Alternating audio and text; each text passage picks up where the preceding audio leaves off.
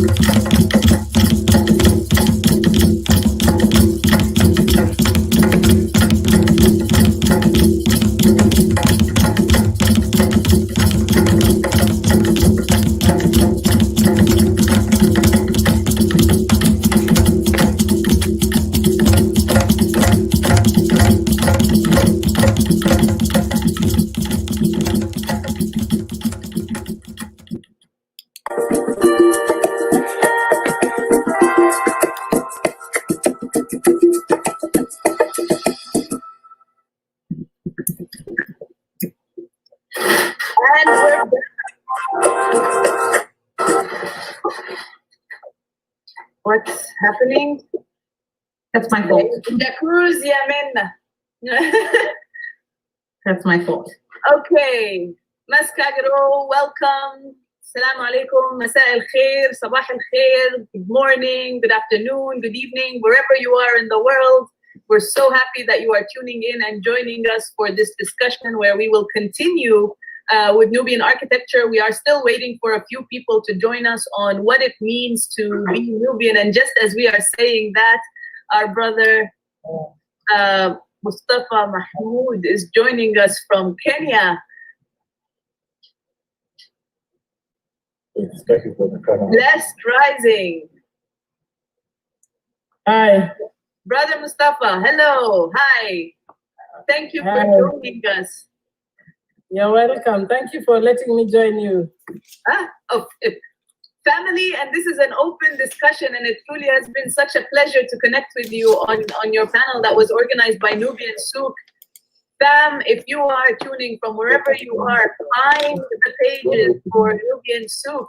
Find out what they're doing and learn about our extended family in Kenya, and we hope that more of our family around the world will start tuning in as NubiaFest grows into connecting us and bringing us together as a people.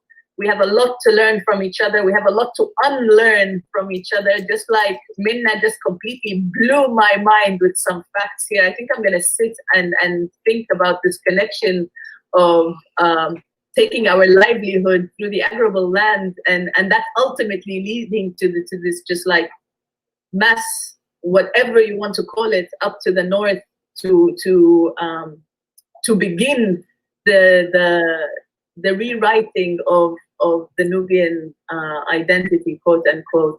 I'm gonna put this here. Brother Mustafa, can you join us and tell us a little bit about you and about Nubian Souk, and what can we know very briefly about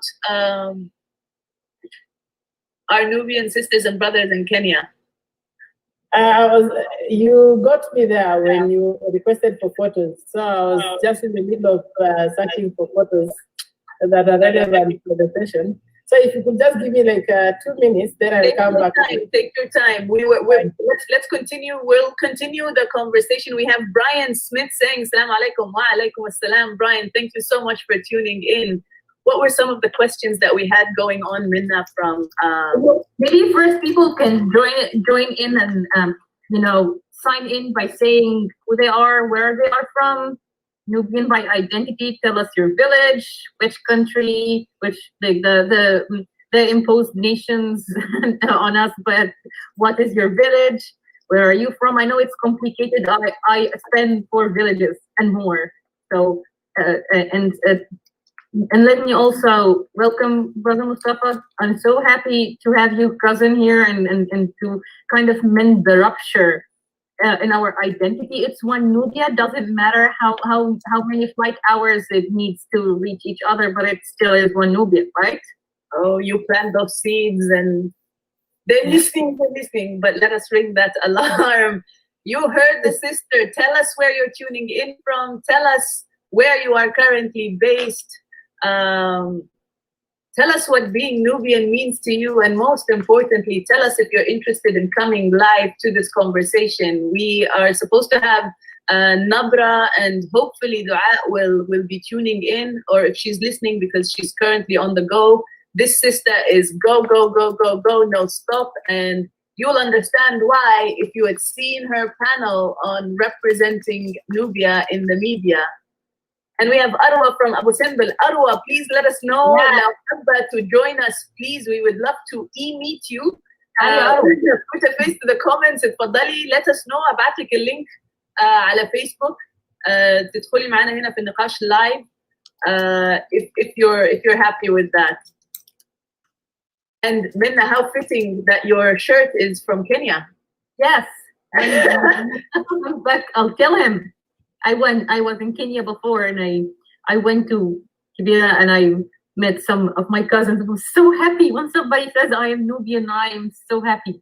And the funny thing is that it's not just that. The Nubianness is shared beyond beyond our knowledge of it. I once met somebody, and he asked me, "Where are you from?" And often when somebody asks me where are you from, I start by saying I'm Nubian Egyptian, just to not confuse by because I'm Egyptian. And he said, I am Nubian too. I am from Burundi. And I was thinking, well, that makes sense. You know, it's one river. So it's the Nubianness travels beyond our understanding of it. So we're still learning. We're still learning the bounds, and maybe as this is unbounded. Yeah. You're muted. Yeah, I know. I just let it go. That's something that recently the Nubia initiative was. It was a comment on Twitter with an account called Sudanese Culture, where they had some images of statues and temples and saying with the hashtag Sudanese culture. I mean, it said Nubian something, but ultimately at the bottom it said Sudanese culture. And it's like, yeah, but that happens all the time. I'll be and that's always happens. And we're personally guilty of it. Yani, when we started the Nubia initiative, although I'm here not speaking in my capacity as the Nubia initiative per se, yani, if I am, I'll interject and refer to the Nubia initiative, but I'm speaking here as my personal capacity as Dima Mahmoud. But when we started the Nubia initiative, it was like, okay, we know that there are Nubians outside the borders of modern day Egypt and Sudan, but we don't know anything about them. But to even begin, like, let's start with what we have. Everything that is done out of the Nubia initiative is literally working with what we have. We start with what, when we organized the inaugural conference, I can't tell you, we don't have the funding. We're a young organization. It was literally my sister and I, but it was okay, let's out of pocket, this thing could have been a lot bigger. I can sit and wait until I have more to do bigger, or I can start somewhere and then more people will come, build and they will come. And that's where it started. And so I'm so glad to find the continuation of this has now brought in our sisters and brothers, our family in Kenya, to add to this collective. And Mustafa, I hope this is not the last time, and that there's many more of this. Perhaps we can have an entire discussion on what Nubian architecture looks like from all these different perspectives, what modern Nubian architecture is in. And I'm putting it in quotes, Minna, because I see you cringe and I'm seeing these exclamation marks pop in the back of your mind. Yeah, but if it serves, yes, that's how it is. The question has an answer. It doesn't have one answer. That's the thing. It doesn't have pure answer. It's such an open answer, but we know what it does. We don't know what it is. We know what it does. This is, and you see that continuity you see that continuity. And I really love ان انت قلتي انه البيت النوبي يعني اكتر من ان هو it's like a domestic space. Oh my God, much more. I grew up in the courtyard. A Nubian courtyard is a power spot. If you grow up with your grandmother sitting like a queen in the middle of her courtyard in the winter, running around in sand and seeing how she runs things around, it's beyond the understanding within our literature and architecture of the domestic space, housing, private space. It just transcends and subsedes all these understandings. Oh, I'm just لا أروى كتبت I don't know if she means BS ولا بس but you know حاسة إن هي ممكن تبقى BS.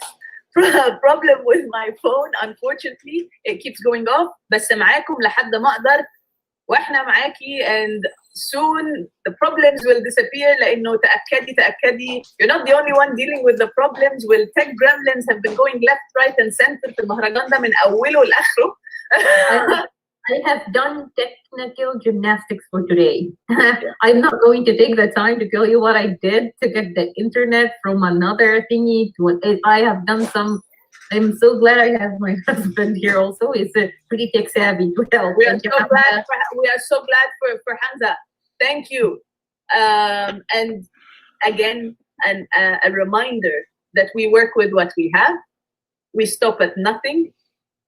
And as challenging as it may seem, we will ultimately get to where we need to be. Yeah. If our history tells us anything, if our very existence tells us anything, if our Haboba still being there and speaking our language and instilling that in us tells us anything, it tells us that. Let's see if we have some good Nubians. We have Ahmed from Sai Island, from Sudan, Sai Island. Ahlan wa sahlan. Islam, thank you for joining us. And let's see how Nubian we all are, and see who of us, how many of us are so afraid of their grandmothers. So, come on, let's be very honest. I think everyone's afraid of their grandmothers on some. If you're not, that's a sign of Nubianness. How afraid, even if she's kind, you would do anything not to make her mad at you. It doesn't matter. Yeah, if you're afraid of your grandmother, you never want to cross the queen, Minna. You never want to cross the queen. Lata, we have salams to all. Wa alaikum assalam, sis. Come through. We sent you have the link. I think Mustafa, you might have given her the link. If you're available, please join us. Log on. And then we have Al-Bunyan Al-Jadid. How is the Egyptian Nubian architecture different from the Sudanese Nubian architecture? السؤال ده عشانك and I'll leave it for you. Okay, so forget Egypt and Sudan. Oh, Mustafa, but maybe should I finish answering it or should we wait? Finish answering it. بس من غير forget Egypt and Sudan عشان ما توديناش في داهية. No, I'm joking. No, I mean, this is a free space. So the line between Egypt and Sudan was charted by the English colonizer in 1899 and enacted in the 50s by the other political issues we're not going into. Cutting into the village, the Nubian village of Adindan, the traditional Nubian village of Adindan, making that the brother would be Egyptian, the other brother being Sudanese. So there is a strand of traditional Nubians that go all the way to Sudan, our cousins who are in all the way to Haifa. And then this would be a style where also there are differences in style between a village to another because they were huge villages. It's 500 in each. The lowest part is 500, only the lowest part under the river. We're 500 kilometers both sides of the river. It's a huge strand of land. So you always have these slight differences of styles. Structurally, okay, I can go on and that. If you think environmentally, when you have rain, it's going to be different from when it's dry. If you have termites, it's going to be different where you don't have termites. If you have palm trees, the structural system is going to be different. And I'm going to stop here. You're muted. I know, I'm muted again. I know. Okay, I'm not muted now, everyone can hear me. Lafa says, yes, can't log on. Tech issues, Sisdima, the struggle is real. I feel you. You know what, the Temp Gremlins, I have a banner just for that. You know, I created a banner for this festival just for the technical issues. Not today, Tech Gremlins, we will hear what you have to say in the comments and we will respond to you here.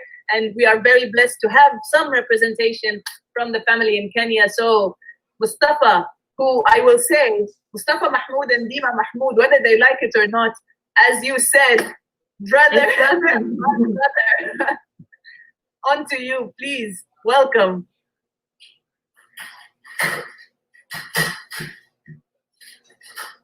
I think you're also muted. This is how you know we are brothers and sisters, because he's muted. Yes, so it's a privilege to meet the three of you again. I was watching online on Facebook.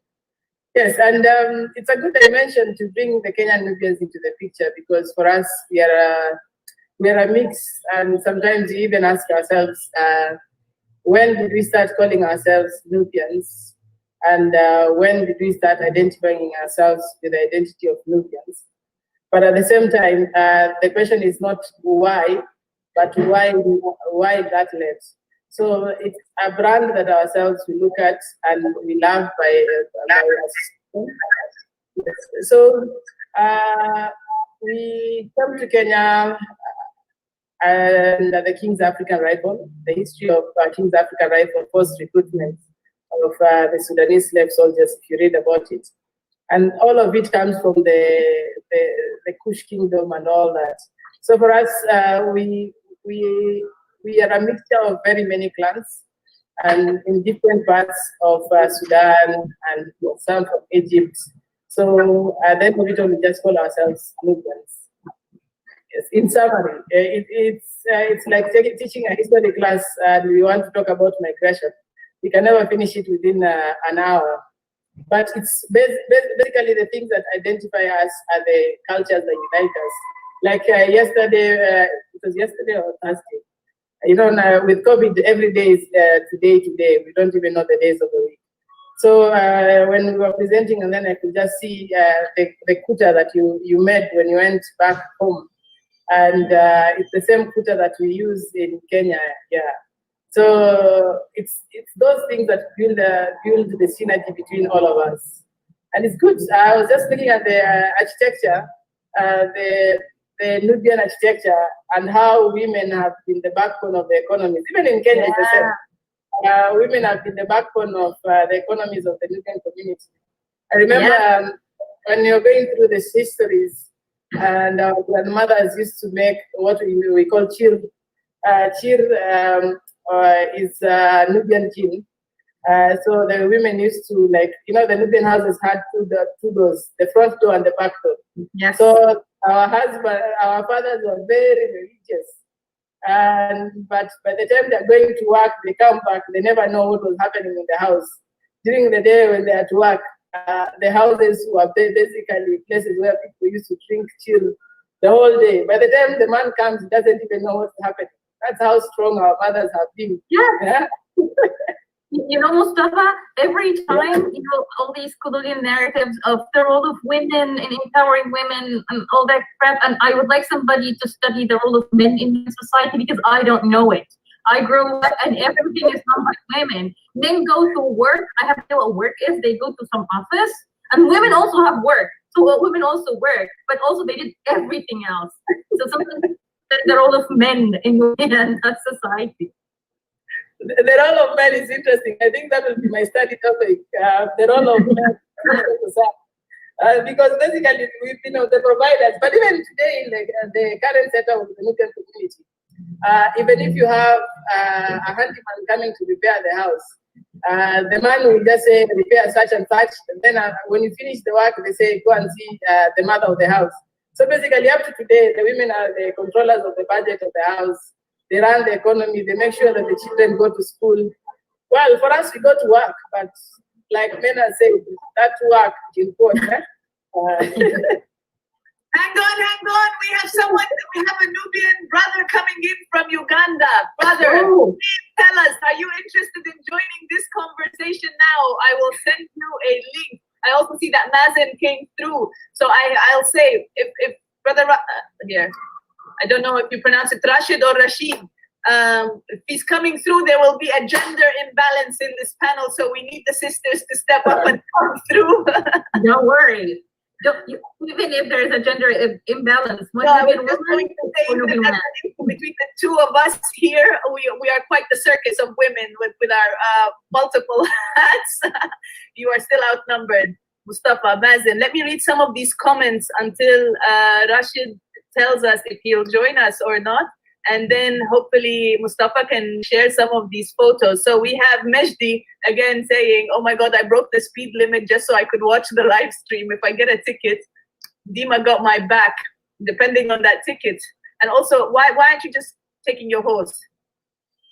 We have Muhammad Mustafa saying, salut, salut, mon frère. We have Muhammad Mustafa again saying, hi. Sam Ibn Ruqi sends love struck emojis. We send back the love.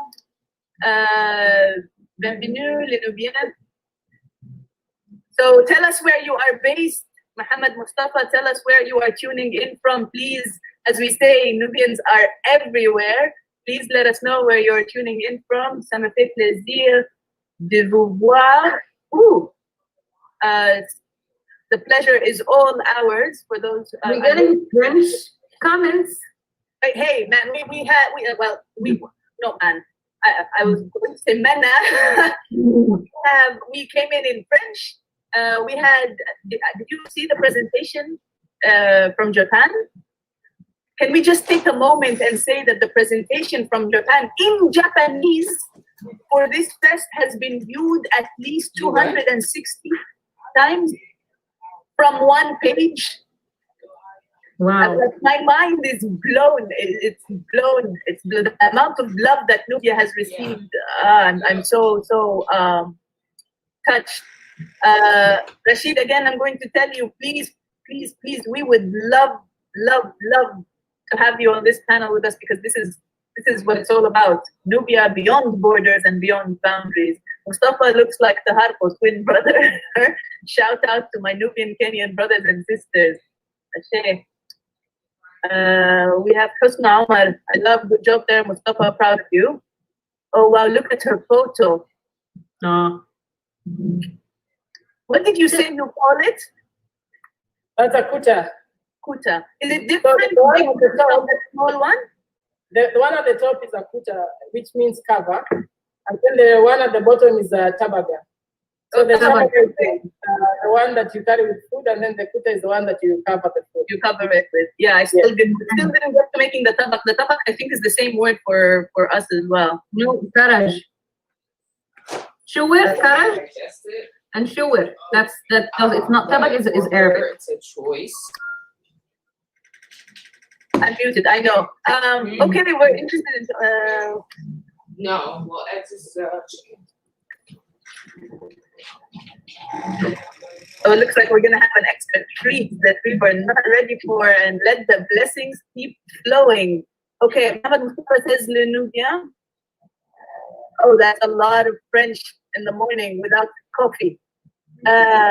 Minna, I feel go for it. Yes, please. Oh, he's in Yala. No, he's in Khartoum now.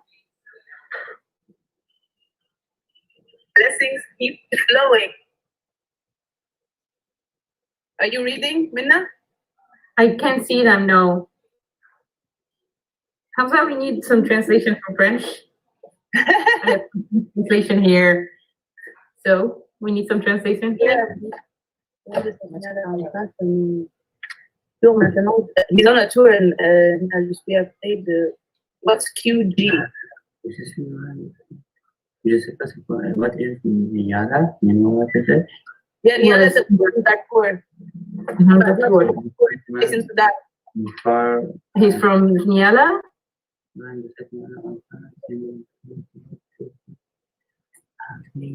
He says he's the neutral Haka.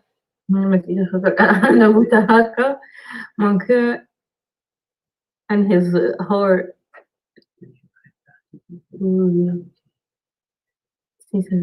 Okay. So he's from Niala?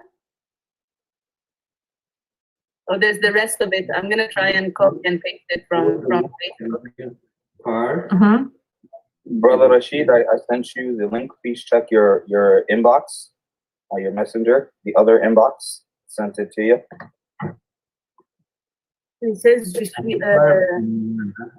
far from Niala? Very close to QG He's Avenue. okay. No. QG Avenue. Mais je ferai partie pour toujours.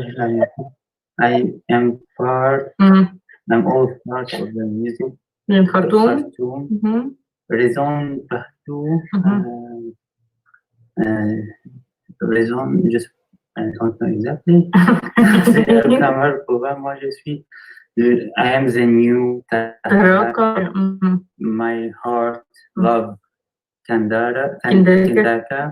I adore 6 April. Embrasse-moi au fil du Nil comme si embrasser. Embrace. So the English is the hard part here? Yeah. Comme si je te connaissais bien. Okay. So he is far from Niala, close to QG. What is QG? You're muted.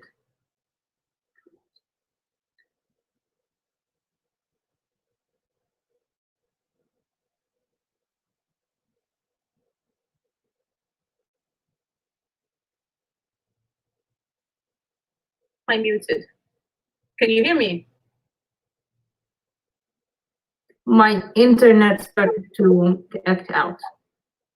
Okay, what I'm understanding is that he was close to the headquarters for the revolution. The 6th of April is where the Qiyada al-Amma, the sit-in, General, okay. and he fell in love with the Kandaka, I guess for the at the revolution, and embraced by the children of the Nile.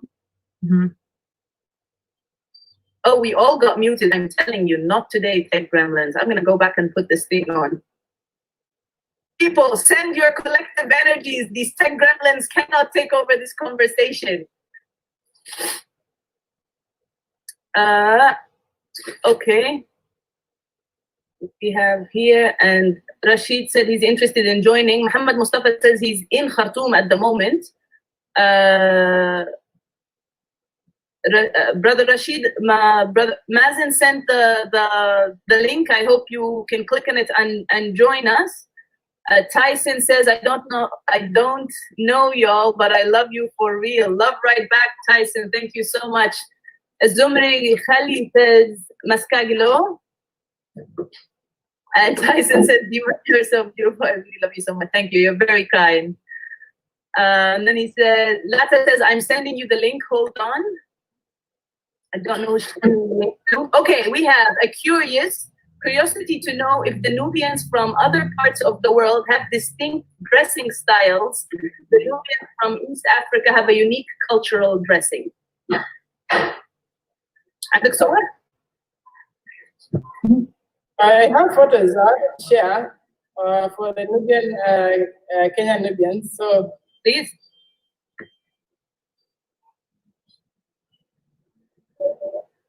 do I do a PowerPoint? If you do the screen share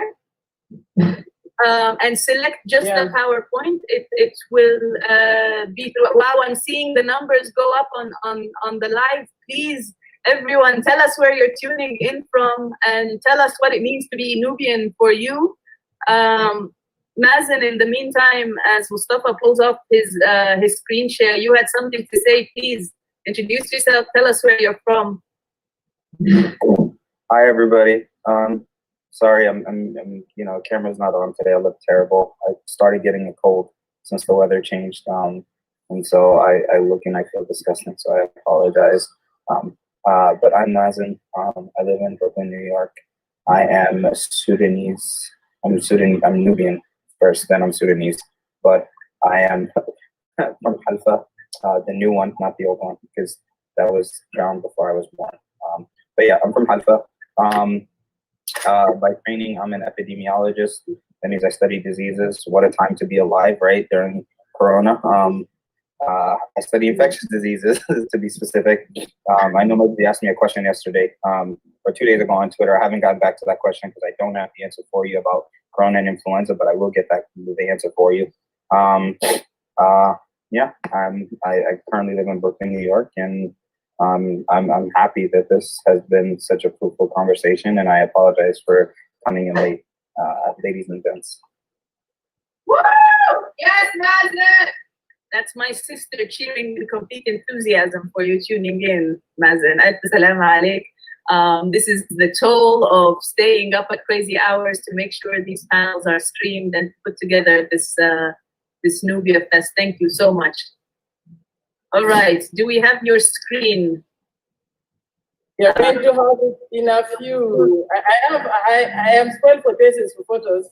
So coming up with the right photos is kind of hard, but I've gotten the ones that I think can summarize what I want to say.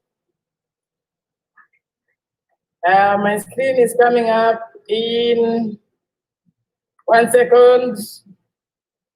Technology. We have a drum roll here, please. Can we get a drum roll?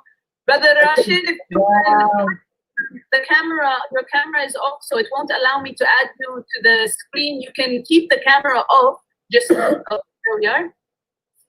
No, it's not allowing me to add you to the screen. And here we have your presentation.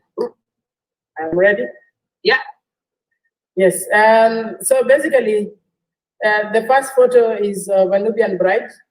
If you see, there is the gold on the head. It's called Wadi. Listen, I'm gonna go get my thing.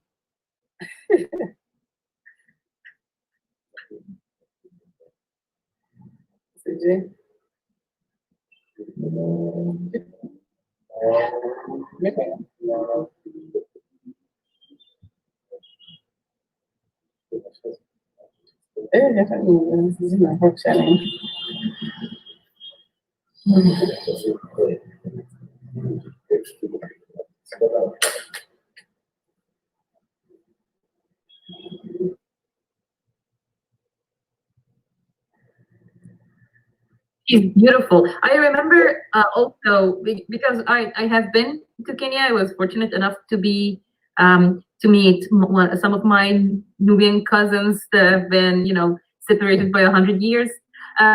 But I remember the women had these white taupe kind of dress that is similar to Hunus women in Egypt, like Hunus women in Egypt. And I would say, in the next photos, the top that women are wearing. So now the gold is the wadi. So basically, it has some the red stuff that I've forgotten, but Saba and my crew, if you can hear. Oh, okay. You went and brought yours. Not that I'm a bride. Okay. Not yet. But it's okay. I saw someone online who said you're beautiful. Maybe he was trying to propose. So it can come in handy. Prepare it. It's going to be used. Yeah. So I'll go to the second photo. This is a Nubian lady. What she has on her neck is what we call suk-suk. The beads, the Nubian beads. You call it the same? Tuk-tuk. So this is the bride in white.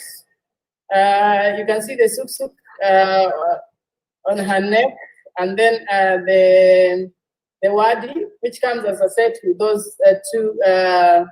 How do you call it? The dima. That bride one. dima. I don't know actually, because also it's used differently. I think with different. Sometimes it's tied around the hand for the, but I don't know which one supersedes, which one, not supersedes, but which one comes first. I don't know what it's called. Minna maybe can help us, and people tuning in, cool, let us know.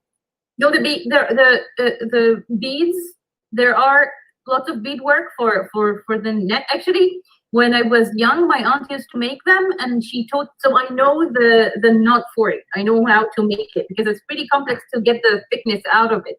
We do have a bunch of them. They are, however, not in the wedding jewelry. Wedding jewelry in Upper Nubia is so focused on gold. Okay. Yeah, even we do have the beaded jewelry. So for us, we have a mix. If you see that red thread, it has some bits of the beads which match with her suk. So those are what we identify as our colors. Now, if you see very well, this is a wedding ceremony, and many of them are wearing gurbaba. Gurbaba is actually, you see the black cloth underneath the white one, and the photo that in the middle. So there's a thick gurbaba. I'll show you. There's a photo that has a clear gurbaba. So basically, this is how we escort the groom to go and see the bride. So this is after the nikah in the mosque. This is a very old photo. It's a photo of around 19. I'm not sure. I don't want to get 1970s.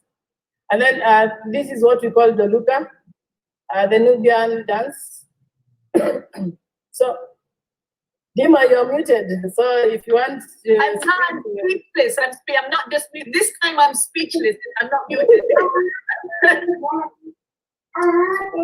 So for men we say the tombur, while for women we call it we say the robus. It's the same for the Nubians in Kenya and Uganda. So women here, this is for women who are in the process of robusu. So you can see how colorful the clothes are. The lower part of the dress is what we call gurbaba.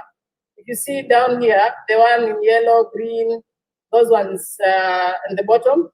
So we have the top, and then the gurbaba for the women. So basically, the luka is a gentleman's dance. That's why you see men with suits, and then the tarbush, the dagia that we call tarbush. So basically, that's what we identify.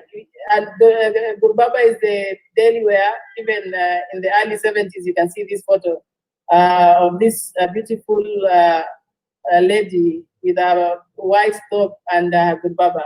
So basically, I think it's our identities in our culture, our identities in our dressing. No matter where we are, there's something that you see like this, and you remember when I showed you the suk and the wadi. Dima had to go and look for her since she had a proposal coming her way. Cheek, you are very funny. Minna, I can still laughing. Don't get any ideas. Well, you will marry Nubian. That's a plus.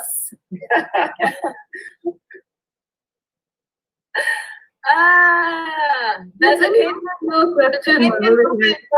Bit camel. Okay, that's a very valid question. Since you started with the photo of a Nubian bride in your tradition, in the ceremony, does the bride spray milk on the groom? Well, the ceremony had a lot of things. There was the aspect of breaking eggs. There are a lot of things that even our generation, we can say that has been phased out because of the Islamic aspects. A lot of things were contradicting the Islamic faith. Nowadays, we just give milk to the groom, and they wash the feet. But we used to break eggs before the bride enters the house. There were a lot of things. We used to call them sibir, but they've been faced because of contradiction with the Islamic faith. How do you spell a sibir? Can someone write in the private chat sibir? We have I just want to go through some of the comments here. Which I don't know which inbox you were talking about. If you mean the NubiaFest Lata, let me know, please. I hope I'm pronouncing the name correctly. Is it Lata or Leta? You're muted, Mustafa. We can't hear you. I'm so glad it's not just me. I was just saying, I've sent it there, Sibir. So basically, there were a lot of things. We used to have a lot of it. There was, during wedding, there's Sibir Timana, or for twins. So if you're going to marry a twin, basically both of them have to be dressed like brides. And then after the marriage ceremony, you'll go with your bride, and then the other one will go back home. So there are a lot of culture, and yeah, with the Timana is still there. But with every clan, there's the Sibir during the wedding. So there are different things. And we still hold on to a lot of our cultures. Wow, wow. Yes. Okay. I can't wait to hear more. We have Rashid with us here who joined us from Uganda. Welcome, welcome, brother. Thank you so much for joining and for accepting this invitation to come and educate us and give us maybe a little glimpse. I don't know if you're able to share some of the photos with us. Yeah.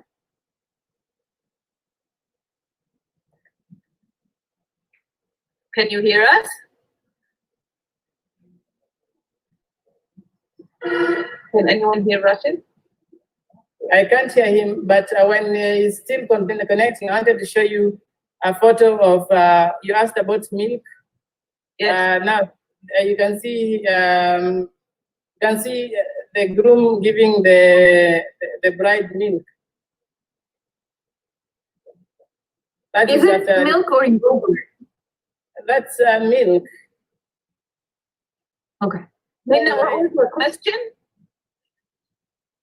It's a for us it's a yogurt, more of a condensed milk yogurt kind of thing, and it goes into a container, and the bride gives the groom milk. Actually, grandmother gives us both milk, and we feed each other. And then my non-Nubian husband had to comply with all that. Wait, Including oh, look at the hypocrisy.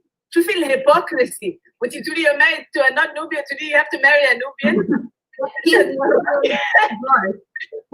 he was there, and our wedding was 1,200 people. We had 1,200 people in our wedding, and his party were 15. So this is how his life is. And we feel you. Welcome to the family, man. Welcome to the family. Okay, we have Brian saying, is a white dress for the bride Nubian, or is that Western influence? Well, if Rashid is able to connect, there is a lot of differences. If you go to Uganda, actually, the bride never wears any cloth. She's just covered with a white fidiga, a white cloth, basically. White is symbolic for us. So in Uganda, you just use one whole wrap of cotton that basically they use it for the bride. So we use white. We've been using white for ages. It's not westernized. Minna? Yeah. And then it also shows the purity of the bride. Actually, but even older women wear white, and it's so historic. I'm just listening to you and connecting to a historical moment and a certain kind of Nubianness that relates to Kunul Nubians, and the white almost sash around. It's not just that you wear it; you just wear it like a sash, like a queen sash. Around you, and it's just fascinating. Everything is just resonating, and it's as if we were never apart. Yeah, it's fascinating to know that all these things connect together. It's like a piece of puzzle, especially for us who have migrated from different parts, and then we realize that a lot of these things still connect back to where we came from.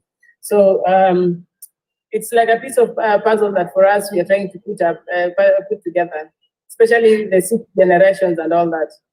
So I have a question for you about henna, because the Yeah. variety you had, we excessively rely on henna for all our festive needs, as you know. The style of henna changes. Just a minute. Buri, mommy speaking. Can I have that? Okay. So that's a little Nubian here making some noise. So we rely on henna for our all festive needs, as I'm saying, and the style changes. So the old, more traditional Nubian style for us that has so much floral is now moving to what we call into the Sudanese style, which is lots of blocks and lots of geometry. So I was wondering, and for a couple of years ago, we had some influence from India. And I was wondering, what is the influence? How is the henna art moving? And what would be the influence? I know this is a question mostly for women, but maybe you have an idea about that, or a friend to ask.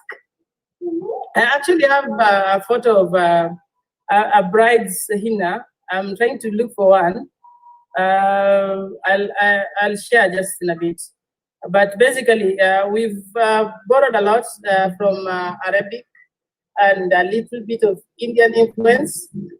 But I think if I show it, you'll tell us the originality. Because at least, I'm a man, me and Hina, we never have any correlation. But the little that I know is I see it. Tima, your mic is muted. The grooms, the Nubian, well, at least in Sudan, Yes. the Nubian grooms, we put the Yeah, but henna, they put, it's not a design. It's not design. And it's very interesting that you say some Indian influence. I recommend, if you're able to find the documentary, Familiar Faces in Stranger Places. Yeah. But have you seen it? Not yet. But you can share with me the link. I'll look for it. I will. Yes, I will try and find. I don't know if the actual documentary is online. You need to find it, but I'm sure you can find connections to. Oh my God, I'm drawing a blank on her name. Sheila. I think it's Sheila. I'll find it. But basically, in that documentary, what she did is she's traced people of African ancestry around the world to see and trace how they are keeping the heritage alive through dance, through music, through ceremony. Now, all my life, I've been trying to see the connection between Nubians and Indians. Simply, specifically when it comes to the wedding traditions, in terms of the red and the gold, the amas, the hennas, the ceremony being as long as it is. And in that documentary, when she got to India, she's asking the Indians of African ancestry, where do you trace your ancestry back to the continent? Surprise, surprise, it's Nubia. There isn't established research on the trade relations. That's why the sari to the toe relation and all these kind of between the subcontinent, the Indian subcontinent, and the Nile Valley going through. I had no idea. I had no idea. And then to add to it, this is a conversation that came up at NubiaFest and before, and keeps coming up here. The ultimate rejection of Nubians to the concept that historically or ancient Nubians had anything to do with slavery. And I think Mazen will have something to tune into that if he has the energy. I'm very grateful that he managed to come on. I know he's very exhausted, but this is a question that keeps coming up and up again. Oh wow! So that's this is the one on the feet. There's also suk if you can see well, and then there's henna on the feet, and then in the hands also. You make this one bigger. Yeah. Yes. So for the men, I had the one on her right hand on my wedding. So the right hand drawing, if you go to my Facebook page, my arm is sticking out, and I had this drawing on for my wedding, the flower to the finger one, and it's pretty Nubian. It has some coloration, which is modern, I guess. The going. Do you know if they burn it or they use oxygen to make it black? You know how to get this black? There's a type of henna. It's called pico that they use for that black henna, and then the other red one is the normal henna. So it's a powdery one. You use it even for hair as dye. So the chemical. Henna. Yeah. We have this style, which is this one stays on your hand for 10-15 days. We have also the one that is normal henna, and they burn you up in fire. Basically, there's like lots of smoke. Yes, they burned me for my wedding to get the henna really, really dark on you. But it's gorgeous. The different colors are gorgeous. So we cannot endure fire. So ours we don't like things. We go for the shortcut one. Wow. Okay. Well, I mean, I don't know how or why, but time has flown and we're almost an hour in. And we still have, how can I join? Aya Yusri would like to join. Okay, let's see. Mazen, are you going to start the live stream? Let me see if I can drop the link. But because we have another session about Nubian proverbs starting, and that's a very, very important one, about the tracing back of Nubian proverbs, because it's ultimately the sharing and keeping of wisdom. I will leave you with one, Dima. Like the name Latasaba, it's actually a proverb. The sun has risen. Basically, it's like there's hope for tomorrow. So the name Latasaba is just not picked from somewhere. It's just symbolic enough to say the sun has risen. Indeed it has, and it's very, very fitting because Latasaba has risen with her son and given us so much knowledge. You're joining through Nubian Souk family, wherever you're tuning in from, please find Nubian Souk on the social medias. Find them on Twitter, on Instagram, on Facebook. If they have a Facebook page, please put the links. Stuff that you can put the links in the private chat. I will drop them now in the comments so that they're available on all our platforms. Please put how we can find you and connect with you again. Let me try and see how we can send the invitation. I just need to make sure that we have someone available to stream the next panel. Rashid says, yes, in Uganda, we wrap a bride with a white cloth called balama. I don't know if I pronounced this right, balama or balama. And yay, we have another Nubian tuning in. Nada one in the house.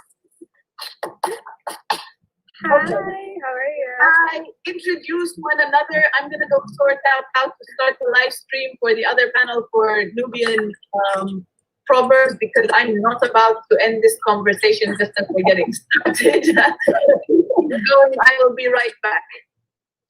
All right. Hi, everyone. I'm Nada. I am Nubian Sudanese. Hi, Nada. How are you? And I'm also an epidemiologist. I heard Mazen earlier say he was too. And sorry, I'm so late. I just got a new job and I was up all night doing orientation and ended up late, waking up a little bit later and missed part of this.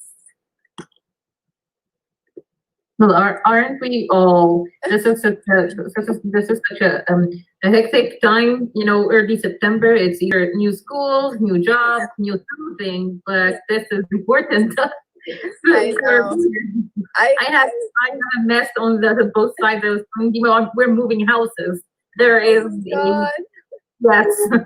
On this other side, this one looks like it works, but the other side is on. Well, good luck. Good luck. That's hard. Mustafa, I am interested in your background just because it looks like my shirt, which is from Kenya, by the way.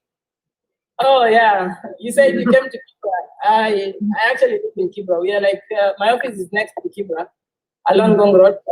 So I basically came to the office. These are our thematic office colors. Because I needed some stable internet, I decided to come to the office. Yes. It's really nice. Lots of vibe. Our offices here don't have that color. You know, I work in Europe. It's all white and boring. Yeah, the day that I decided to check this, I was given the responsibility of choosing the colors, and I decided to go bold with colors because these are colors we identify with. But when I was coming up with the design, everybody was like, won't we look like a kindergarten? But basically, at the end of it all, people laughed. Yeah, but you know, replace green by blue, and you have my shirt. It's very common. Yeah. Oh, Rashid, don't stop, keep going. Tell us, what does it mean to be Nubian? Since we're all in the diaspora. Dima, Rashid is saying that in Uganda, they also wrap the bride in a white cloth called balama. Is it, Rashid, is this for all Ugandan people, or is it for people who identify as Nubian?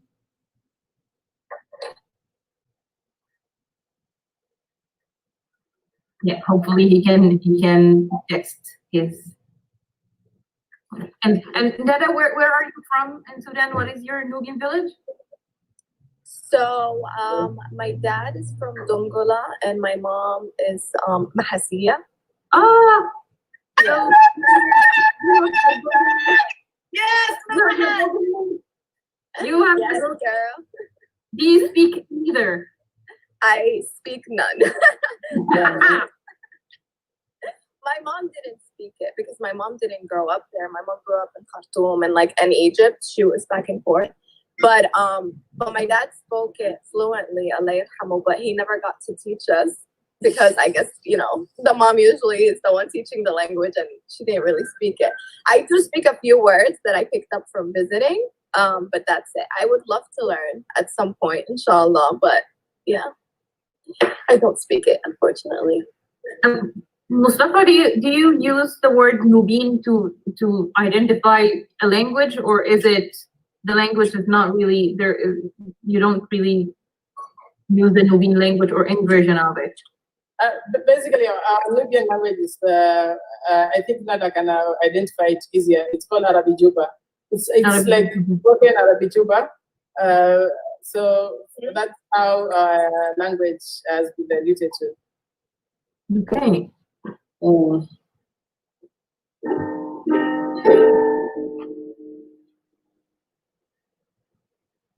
I'm to mute. Sorry for that. My little one is playing something.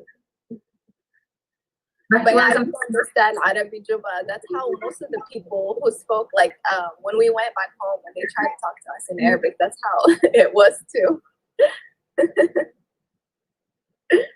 We can actually hear Arabic, and but the problem is ours is so corrupted that like the Nubian in Uganda and Kenya, there's some similarities, but also you can always identify, like in Kenya we call a bed Nyengere, or in Uganda they call it Serir, so or Sida. So you see the way it changes the meaning from one country to another, and you are the same people. So yeah, it's influenced by different factors. It could be interesting to just compare how the change has happened by migration. So I was showing the photo of the white. Mena, could you allow me to share the screen or another? I think you can share your screen. I have shared, but it has not popped up. Huh? Still on the other side. I think Dima has to do that. Yeah. So that's what Rashid is talking about, the white wrap, the balama.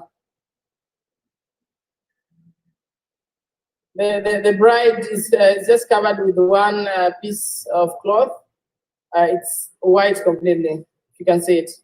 So that's what she's talking about.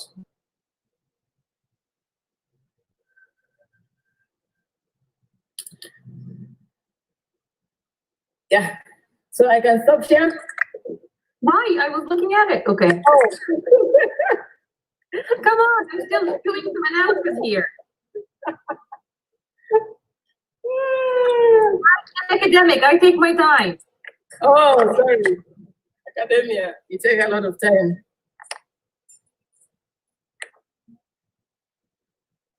She is, first of all, she's gorgeous.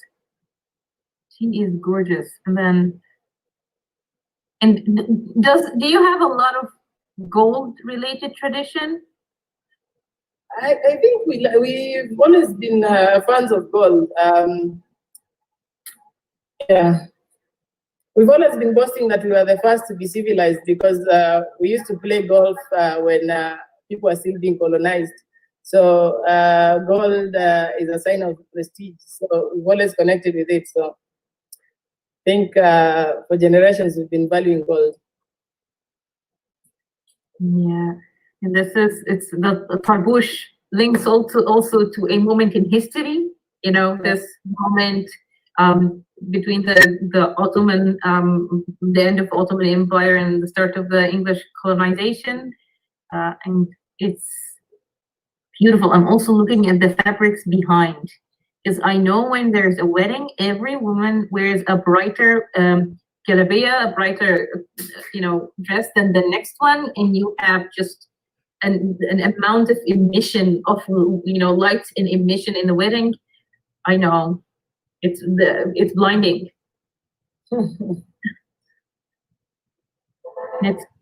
We're actually in the Faditra tradition. We wear black. So let me show you our dress. This is how we know synchronicity is real, Minna, because I was just about to tell you, please share some photos. Let me share some. So while you do that, while you find the pictures or start sharing, I just want to say how excited I am to have Nada join this this discussion, because really what prompted it is I was speaking to I don't want to say no, I don't, better have crazier half, her crazier half. Abdul Wahab, for a panel for Africa Week 2020 about creating or building or co-creating generational wisdom and how we've lost them. Nada, we've lost you. Can you share? I'm not share. Okay, That's right. This is not my screen. I just want to continue the thought before I get chronically distracted. And really, the reason I invited her, and the reason I'm hoping to have this discussion is how do we keep the continuity of our heritage, regardless of where we are. We're no longer physically on our land, but how do we keep passing on this heritage? How do we keep how do we pass this knowledge, this heritage, this wisdom, this past, this culture, this identity to this coming generation, to our children, wherever we are in the world? How do we do it? And I'm hoping after Minna shares these photos, we can touch on that a little bit. And whoever's tuning in from wherever you're tuning in, please tell us if you are doing this, how you are doing this, and what challenges you face.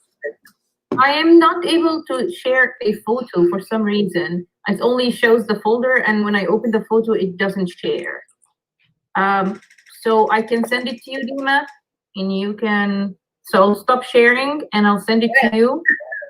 Send it to me, and I put the banner up there just to remind the tech gremlins they shall not win. Okay, I'll just stop sharing.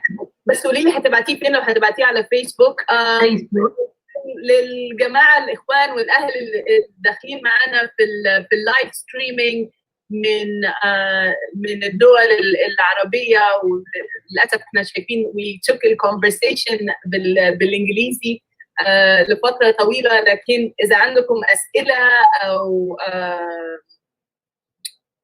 oh my god, the word for feedback is completely just comments. تفضلوا بيها بليز على الكومنت في الكومنتس عشان نعرف ندخلها في اطار الحديث. I see you laughing and smiling, Neda, and if it's because Abdul Wahab is giggling next to you because I am struggling with the word. He is. I have Facebooked you a photo. You have Facebooked me a photo. I will. By the way, Dima, I don't know because how the kids are saying it now. Abdul Wahab is actually also Nubian. So I was talking to his mom, and she said, you know, a few generations back, they are actually from Dongola, where I'm from, and they moved to the city to El Kamlin, and they've been there for a few generations. But originally, they're from Dongola too. So he's Nubian too. Neda, let's be honest. How much did he pay you, or what did he bribe you with? I will not discuss, or else he won't give me my money. Well, you know what? Actually, one thing I will take with me from this, from Nubia Fest, is a way that Minna put it very, very, very, very nicely. There are two kinds of Nubians. There is Nubian by identity, Nubian by ancestry, Nubian by heritage, and then there is Nubian by love. And if you missed the conversation yesterday about the Faras font by Tara's Press and Vincent, watch it and just see how absolutely emotional he got when he heard Nubian by love. So much so, if you now go to Vincent's Twitter, he added it to the bio. He's now Nubian by love. That's amazing. Yes, so thank you, Minna, for adding that. And Abdul Wahab, they will take Dongola. We'll see, fine. If that's where Khaltu say the roots are going back, we won't argue with that. We'll still give you some black. But welcome to the fam. Then in that case, you should definitely enter the screen with Neda. And tell us how you're going to be passing on this heritage and this identity to the little ones. I know you already started, and he was telling me about the song that was playing, and you explaining where we come from. Yeah. We also, you know, we went to Sudan in March, and we had these big plans of taking the kids to the pyramids and showing them. Hello. Well, hello, world. Hello. And then, of course, Corona happened, and everyone was quarantined in Sudan, and we couldn't do that. But inshallah, definitely, like at some point, we want to take them and introduce them to that side of Sudan, because so far they've only seen Khartoum, but they don't know much about, you know, the north and Nubia. So guys, just wanted to share something real quick. It's so interesting. Again, I've been in existence for about 35 years.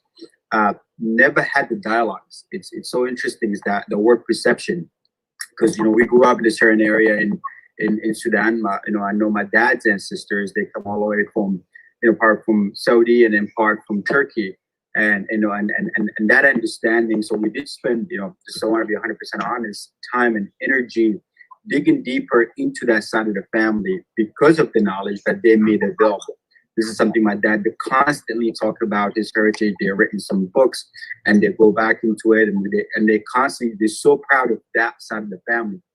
And it's interesting that we had last night, just my parents about like just, from, because in preparation for our workshop next week, as far as, like that generational wealth, generational wisdom. I wanted to be able to, just to challenge my mom's thought process in a sense and try to understand her roots. And when we sat down and there was probably maybe one of the first time ever to have that kind of dialogue where we took it all the way back. And when she did not know where that next, we were like, all right, let's go in there, start making some phone calls, trying to understand. And so I think asking questions is very critical, because I think a lot of times it's like we take things for granted, and if we don't spend that time and the energy and to dig deeper and trying to find and understand about our roots and our culture and our backgrounds, it just becomes very difficult. And I think it goes back into us as a younger generation to do the work, because I think our parents and and their parents at some point it's like, all right, we've done our duties and we're good to go. But I think it's definitely critical for all. I mean, it opened my eyes, to be honest with you. So I've been teasing that all day since morning today. which is interesting. And I'll be calling you Mazin and Nima for follow-up conversation, because at the end, I need to do a little bit more education. I need to spend a lot more time just to dig deeper into that side of the family. Welcome to the family. I guess now we can't kill you and we can't sit in this conversation. You can't sit with us. I have a few times. Much love, guys. Much love, guys. You guys do what you need to do. Thank you. Thank you for joining me. Thank you so much for coming through. We have Aya Yusri with us here. Thank you for joining, Aya. Please tell us where you are modernly, geographically from. As you know, channel. Hello. My name is Yusri. I'm from North Sudan. I'm from Wadi Halfa. I'm living in the Philippines, studying dentistry. Yeah, it's such a weird, it's very weird. I'm living far away from my family now during this pandemic time.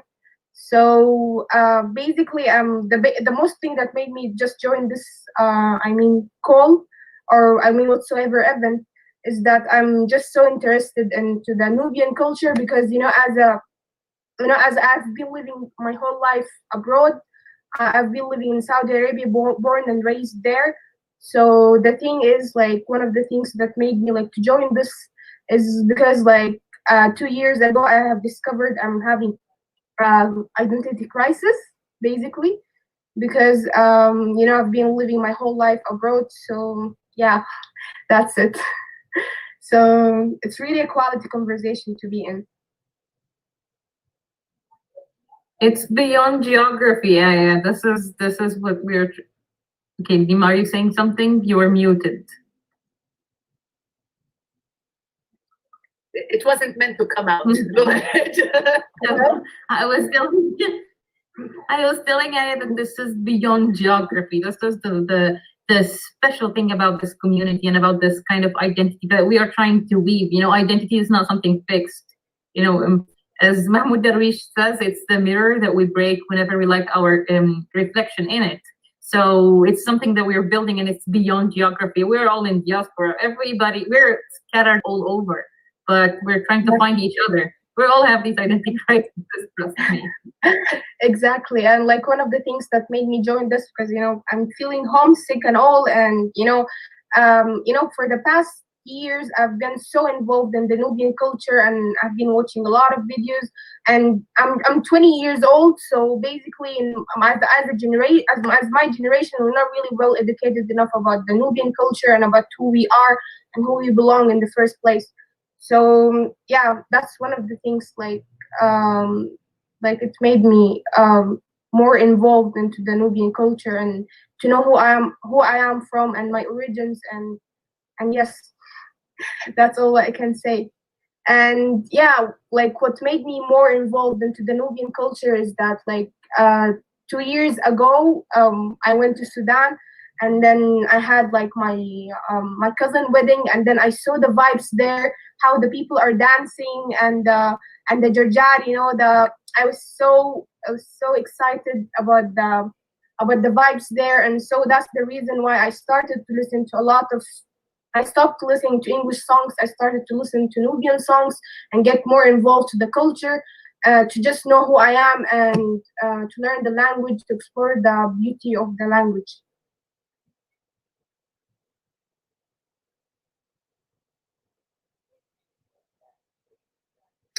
Yes, that's all far I can. I just like to enter here just to share about the culture and everything.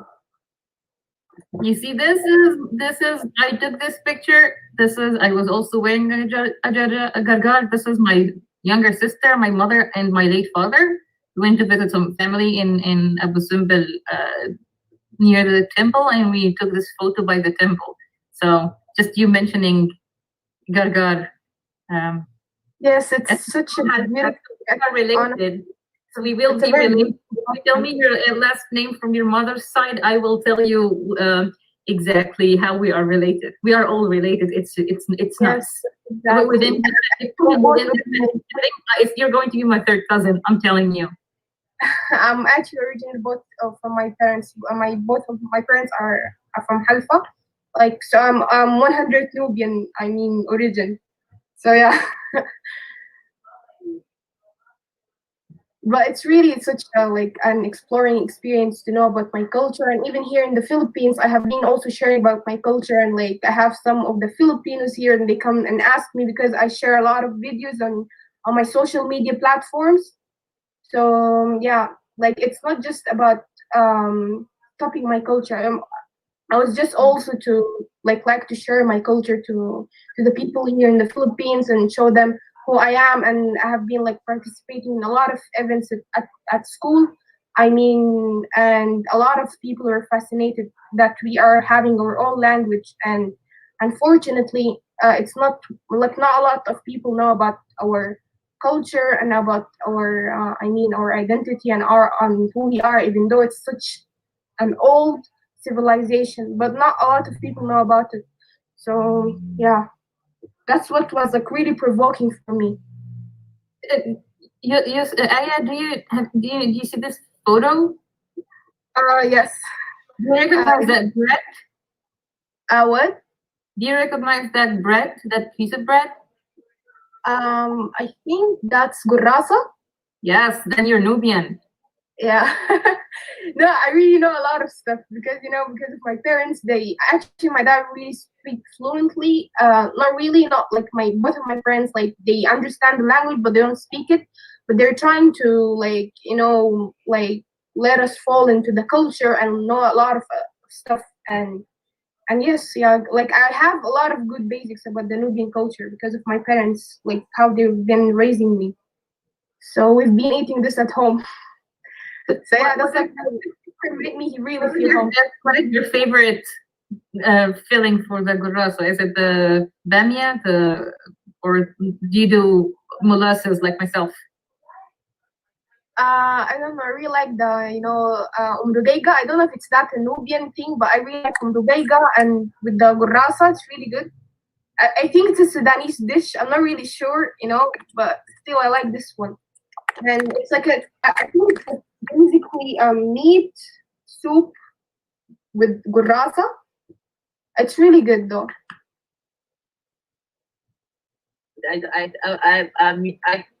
Oof. Is that weka mustafa? Is that okra? That's okra. Yes. I think that's okra. Yes. That's As far as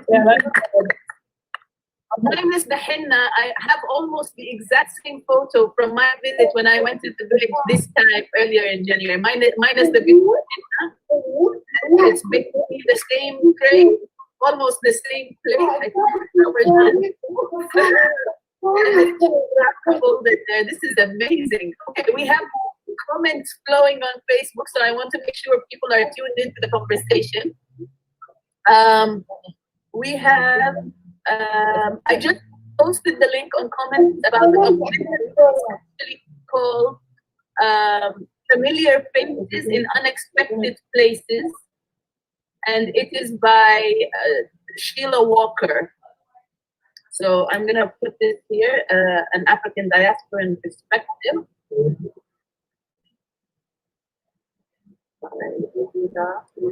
Walker.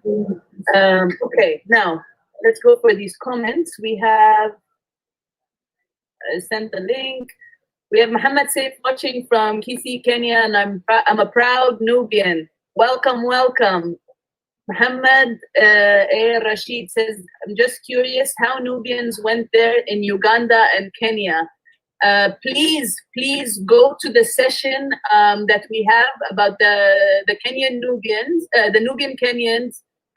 It's available, or it's still on our Facebook pages for NubiaFest and the Nubian.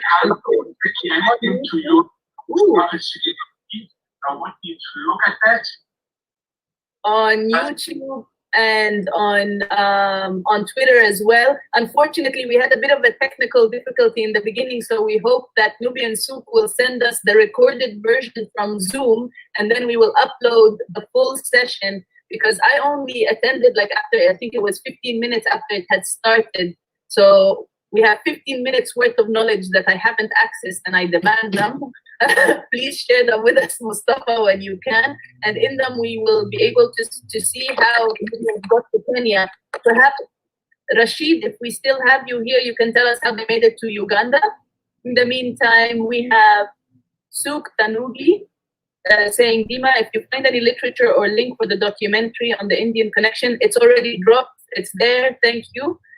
We have Siyama Ismail saying, the best way to preserve our heritage, us by first being proud about it. We have a rich and unique cultural heritage. Our food, our dress code, our history is something we must share out with the world outside. We should also encourage the younger generation to embrace our culture and not take root to the Western culture. Did you hear that, Dima, Yeah.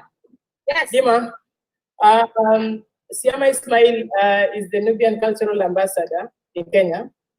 Oh, please. Yeah, she's the Nubian Ambassador. Would she be able to join us? What is a Nubian ambassador and why don't we have those? In 2016, we had like a cultural event that we organized by the elders to try to preserve the culture. And she became like the pageant who is the ambassador representing the Nubian culture. So she has done a lot in terms of cultural preservation. She was supposed to be one of the panelists in our session. Unfortunately, she was held up in traffic. She was not able to join. Well, Siyama, if you are able to join us now, let us know. I'll drop the link in the comments. It would be wonderful to join you. And I think, can we talk about this Nubian ambassador business? I think we might need to like start having Nubian ambassadors. I think that's definitely one. Yeah, we should have Nubian ambassador. I mean, essentially, the reason I got pushed into politics was because my mom, since the age of 7, kept saying, I see you as a diplomat, I see you as a diplomat. Now, that's not going to happen within the politics of modern day Sudan, given the givens, despite my being parked outside the embassy. But this I can co-sign. I can co-sign that. Siyama, if you're available, please tell us. And maybe, Mustafa, you can email her, you can message her the link. I will send it to you. It's in the private chat. Please go ahead and send it to her. Let us know we have, what did you just say? Disappeared. Oh, she was saying Siyama is our Kenyan Nubian cultural ambassador. Suhaib El-Heber says, Nubian by love, it's kind of wild, weird. Please tell us which one you meant and why. It's weird. It's a pretty common term in Arabic, Nubil Hawa. Nubil Hawa. Nubil Huwaya or Nubil Hawa? الهوية لأنه تعرفها ما سمعتهاش بالعربي when you were saying that. Nubil Huwaya or Nubil Hawa? Nubil Hawiya or Nubil, it does make sense in بالعربي. Osama Muhammad Latif says, it's interesting to find the connection between Indians and Nubians. I was in India. I found some words in Tamil language similar to Nubian. I searched through Google. It was written that the Tamil Nadu language is belonging to it says I think you mean pre-Egypt languages. I'm so sorry. It's 4:30 and I have to feed my child. So I'm going to bid you all farewell, and I have to say I am so happy to meet you all, brothers and sisters. And where you're not going to get rid of me, I'm going to hunt you down and add you on Facebook and send you things and have all these things. You had noted that in the Nubian culture, men apply henna. So I wanted to show you the henna festival in the Nubian wedding. It's just brief. They wash the hands of the groom and his best man, and then after that, you can see this whole. This is all henna, and then the candles is just symbolic. They're supposed to be 7, and then you can see now the men being applied. You can either have it in one finger or the whole hand. So we just have it in the hand. That's how we do it. And it's pure shape. You don't get flowers as men. Yeah. As men, you don't get growing. You get circles or pure shapes. Yeah, just pure. You know why? You know why? I don't know why.